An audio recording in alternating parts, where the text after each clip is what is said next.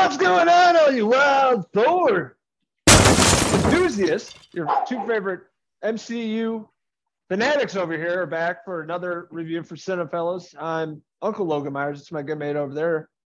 I'm Uncle Henry Hill, and we are back from the movie theater after watching this big blockbuster that finally dropped after all the anticipation, the build-up leading into the fourth Thor movie, Thor: Love and Thunder.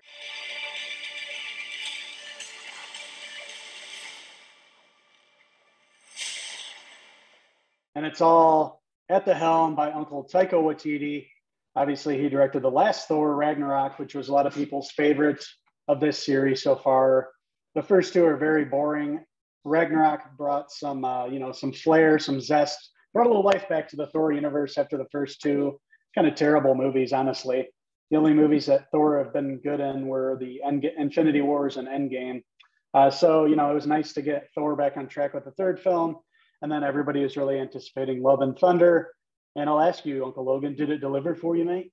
No, absolutely not. I was very excited for this film. One of the most anticipated of the year. There's been a ton of great movies hitting the movie theater this summer and just really all year. I've been really impressed. They've been, with the pandemic, they're finally releasing a lot of these movies. So it's been a great time this year just going to the cinema. But this is a pretty lackluster experience at the movie theater with this film just being a mess and being pulled in a lot of different directions. But with Taika Waititi back at the helm here, he directed Ragnarok 2017, great film. Love Jeff Goldblum in that. Brought something new to the movies and to the Thor character, returning this time around, and it brings a lot of heart. Has some really great scenes, character dialogue. Beginning of the film, we're introduced to Christian Bale's villain. He's a bald, dehydrated man walking through the desert with his child, passes away. And it really sets up the rest of the film, how he becomes this larger than life villain, or not so much, I guess, in this film. Introduced as his character and how he becomes this bad guy. Yeah, so Gorr the God Butcher, his main initiative is killing off all the gods and being introduced to a lot of them from the mythology. Right. It all stems off of the fact with a family tragedy, we'll say. And basically, Gorr, or whatever his name was before he became the villain, I'm guessing it's still Gorr. But he ends up face to face with the god, and he basically asks, "Why did I put all my faith into you, and then this still happens? You still took away my loved one." Basically, it shatters his whole faith, and he makes it his life's kind of purpose to destroy all the gods out there, because he put all his stock in this god, and this god threw it back into his face and laughed at him. And basically, he's going to do whatever he can to take out all the gods, and that includes Thor, of course, Thor Odinson. Chris Hemsworth back in the role. But yeah, Christian Bale is, a guy that really got me excited for this movie. They got a good villain. That's what MCU needs, are good villains. Obviously, Thanos, ruled those phase of, the Marvel Cinematic Universe. They need a good villain. So when I read that Christian Bale was announced as the villain, that got me pumped up. That, got me interested in this film. But another thing that got me pumped up for the film was just the look of it, from the poster to the first couple of trailers that we got to see some footage of. It looked like it was going to be a lot of fun, and it was going to be kind of like have Guns N' Roses and big loud rock songs in the background kind of fueling the action, much like it did in Ragnarok. And we get a great opening scene there with Thor being recruited by the Guardians. Spoiler alert, the Guardians show up in the beginning, although if you've watched the trailers you see them already. But yeah, of course you get the big huge action scenes set to Guns N' Roses. You get Welcome to the Jungle, you get Sweet Child of Mine. So those were, all aspects that I had a good time with. But what I didn't have a good time with was with how much they relied on CGI for all the action scenes. Right away, you notice it. When Thor's out there battling, everything that you watch in the action scene is total CGI. I just, up to a point, I understand you got to use CGI, but at least make something look real. Literally nothing looked real in that scene. It was just so spectacular. Even Thor like jumping up and coming down to the ground, from the waist up. Chris Hemsworth looks great. Of course, he worked out. He's jacked for this movie, but even him jumping up in the air, they're going to CGI. It's just like an overabundance of CGI that took me out right away. And then another thing that I had to get past right away is that this is just a full-on comedy. Taika Waititi's made this a comedy. And throughout the film, you're going to have to accept the comedy, and also his character Korg doing the narration for the film. Oh man, that That was driving me nuts. That was getting annoying really fast. Thor's all about peace. He's been through war, with everything that happened in the Avengers movies, came out, survived. And he got super big and he got buff again, became this, warrior, but he's really more at peace until the Gorr character shows up, the villain, bad guy. And then also with reintroducing Jane's character, played by Natalie Portman, returning and playing the new Thor, which is really fantastic. She had somewhat of a good backstory, what that all has to do with, the C word without spoiling too much. What happens to her, why she ends up showing up with, Thor and taking over this role. But she got really big for this movie too. Her arms are bigger too. So that's pretty sweet. But yeah, going back to the CGI you're talking about, looked awful in this movie. Awful. Like, I was really pissed off because MCU Marvel movies always have the really best CGI, but it looked really unfinished. There was like weird delays, like he'd like jump and nothing would happen, then it'd be like yeah. And there's a scene where he was going for the hammer and it like cut and then he like caught it. I don't know if you noticed that. Yeah. There's just a lot of bad, really bad bad editing. Yeah, CGI just looked unfinished. Maybe they were rushing it, but that also took me out of the movie, kind of pissed me off. But the music, the overall feel of the movie is pretty cool. Guns N' Roses is a great band to, add this atmosphere to this movie. It's really lighthearted. It's fun. It's a comedy. It's a rom-com. You have this relationship with Jane and Thor again. And, it's a feel-good movie, but you can't really take it seriously. And especially in the beginning of the Guardians too, that was just felt like out of place. And it felt like they didn't want to be there.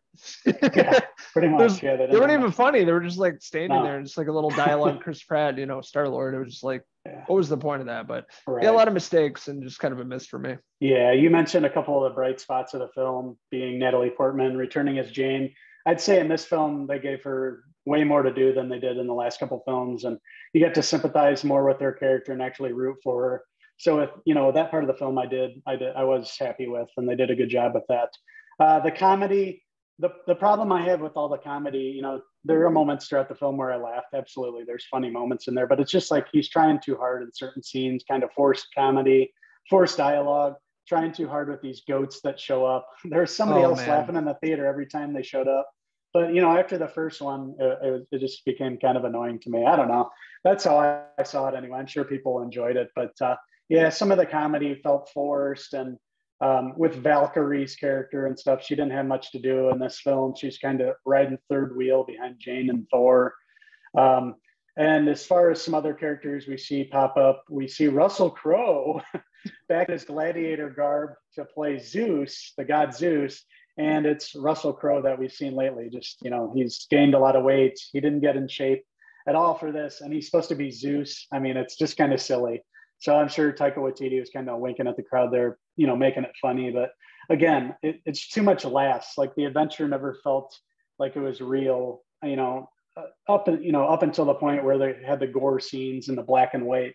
They did a good job in those couple scenes, but unfortunately, they never ramped up his character and made it dark enough to ever feel scared for your heroes, that they were going to fall to Gorr.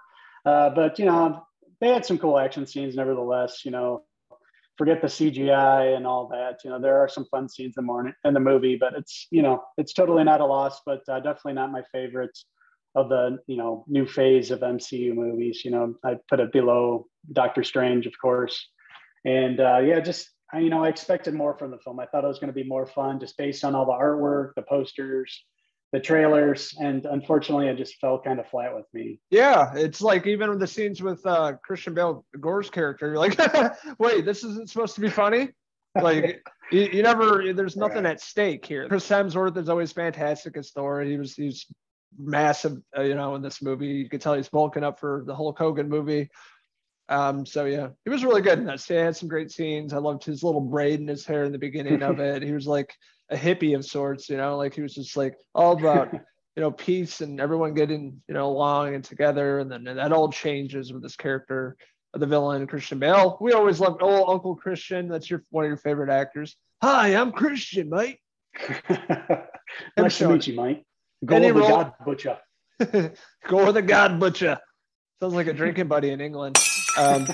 Yeah, we love when this guy shows up. He does so many different roles. It's great seeing him in the MCU. I think he's just, I wish they would have wrote his character better. You know, he was just didn't really have much to do. You know, it's like showing up in scenes and just trying to kill off the guy. They fucked up with that villain and kind of pissed me off. And you know, the rest of the movie is kind of all over the place, and the action scenes are okay. Just too much comedy. They didn't know what they're doing, pulling in a lot of different directions, a lot of different tones, and just never really meshed well together. So that being said, I'm gonna give Thor: Love and Thunder a 2 out of 5 Natalie Portman hairpieces. Like you mentioned, the tone goes several different directions in this. And I felt with Christian Bale's villain, Gorr the God Butcher, it just didn't fit with the rest of the movie. The rest of the movie is like a straight comedy. And then you try to infuse like this really dark and, almost horror film villain and put him into the film. It just never meshed together. And it just didn't work, unfortunately. Christian Bale is obviously an amazing actor, and he had some great lines in the film and everything, but it just didn't work for this movie. It felt like he needed to be in a darker MCU movie. So with that being said, I had some problems with the movie, obviously, but there were some fun moments.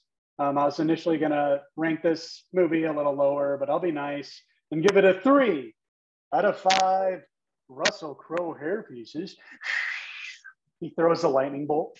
Yeah, this movie is definitely going to divide the fans of the MCU. A few of the Cinefellas boys really love this movie, probably gave it a 4. Or me and Uncle Henry are on the other side, didn't care for it much and gave it, a 2 and a 3. So it's going to divide fans. People out there that are going to go check it out, they may love it, some may hate it.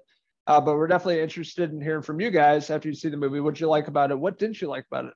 Let us know in the comments below. And don't forget to click subscribe. Also, check out these wild Thor impersonators on Facebook, Twitter, and Instagram, and our website, cinefellas.com, right over there. So thank you guys for tuning in to watch our review of Thor: Love and Thunder, another summer blockbuster. It feels great to get back to the movies and get to go see these within the first couple days of their release and really enjoy them for what they are, just big, fun pieces of entertainment that were made for us to see on the big screen. So it feels good to be back in the movies after, those rough couple of years, having to stay at home and stream everything. But please let us know what you guys thought about Love and Thunder. We'd love to hear from you guys. Thank you, everybody, for following our page. Stay tuned for some more great reviews to come. We're recording several tonight, so there's going to be a lot of content to come, and we're going to have another podcast coming up very soon with all the boys. So we're going to have some great stuff this summer ahead, and we're going to be back with another review shortly. So until the next time, I'm Uncle Henry. And I'm Uncle Natalie. As Thor says, cheers!